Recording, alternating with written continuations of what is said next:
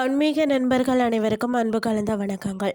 இன்றைக்கி நாங்கள் ஆன்மீகம் சம்மந்தமான பதிவில் பார்த்தீங்கன்னு சொன்னால், ரிஷி வந்தியம் அர்த்தநாதீஸ்வரர் கோயில் தேனாபிஷேக அற்புதமும் வரலாற்று சிறப்பையும் பார்க்கலாமா வாங்க. தமிழ்நாட்டில் பல அருள்மிகு ஆலயங்கள் இருந்தாலும் விழுப்புரம் மாவட்டத்தில் சங்கராபுரம் அருகில் இருக்கக்கூடிய ரிஷிவந்தியம் அர்த்தநாதீஸ்வரர் திருக்கோயில் மிக அபூர்வமான ஒரு அதிசயத்திற்கு பெயர் பெற்றது. அதாவது தேனாபிஷேகத்தில் மலரும் அர்த்தநாதீஸ்வர வடிவம். தினமும் பார்த்தீங்க அப்படின்னு சொன்னால் உச்சிக்கால பூஜையின் போது இங்குள்ள சுயம்பு லிங்கத்திற்கு தேனாபிஷேகம் செய்யப்படும் போது மட்டுமே லிங்க பானத்தில் அம்பாள் தன் கையில் கிளியை ஏந்தி இடைநெளித்து நிற்கும் வடிவம் மிக தெளிவாக காட்சி அளிக்குமாம்.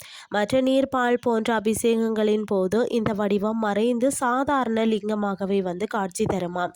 வரலாற்று சிறப்புகளை பார்த்தீங்கன்னா, இந்திரனின் அகந்தை தீர்ந்த தலமாகவும் சொல்லப்படுகிறது. ஏனென்றா தினசரி 108 குடம் பாலால் சிவனை மட்டுமே வழிபட்டு அம்பாள மறந்த இந்திரனுக்கு பாடம் புகட்ட பார்வதி தேவி பால் குடங்களை மறைத்தாராம். தன் தவற்றை உணர்ந்து உயிரை மாய்க்க முயன்ற இந்திரனுக்கு காட்சி அளித்து இனி சிவசக்தி இருவரையும் ஒன்றாக வழிபட வேண்டும் என உணர்த்தி தேனாபிஷேகத்தில் அர்த்தநாதீஸ்வரராக ஈசன் அருள் பாலித்த இடம்தான் இதான். அதாவது ரிஷிகள் வழிபட்ட பூமி.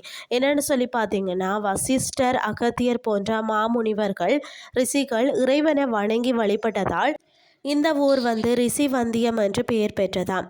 அது மட்டும் இல்லாமல் நாகதோஷம், செவ்வாய் தோஷம் இருக்கிறவங்க, மற்றது திருமண தடை இருக்கிறவங்க இங்குள்ள சுயம்பு லிங்கத்திற்கும் மூதாம்பிகை அம்மனுக்கும் தேனாபிஷேகம் செய்து வழிபட்டாலே தடைகள் நீங்கி விரைவில் திருமணம் கைகூடும் என்பது நம்பிக்கையாக இருக்கிறது. அமைவிடம் பார்த்திங்கன்னா, விழுப்புரம் மாவட்டத்தில் சங்கராபுரத்தில் இருந்து சுமார் 20 கிலோமீட்டர் தொலைவில் தான் ரிஷிவந்தியம் அமைந்திருக்கிறது. சிவசக்தி ஒன்றுடன் சேர்ந்து இணைந்த உலகம் என்பதை உணர்த்தும் இந்த அற்புத தலத்திற்கு ஒரு முறையேனும் சென்று அந்த தேனாபிஷேக காட்சியை கண்டு ஈசனின் அருளை பெற்றுக்கொள்ளுங்கள்னு சொல்லி கூறிக்கொண்டோம். இன்றைய ஆன்மீகம் சார்ந்த பதிவை நிறைவு செய்து கொள்கிறேன். இதே மாதிரி மற்றொரு ஆன்மீகம் சார்ந்த பதிவோடு உங்களை சந்திக்கிறேன். நன்றி.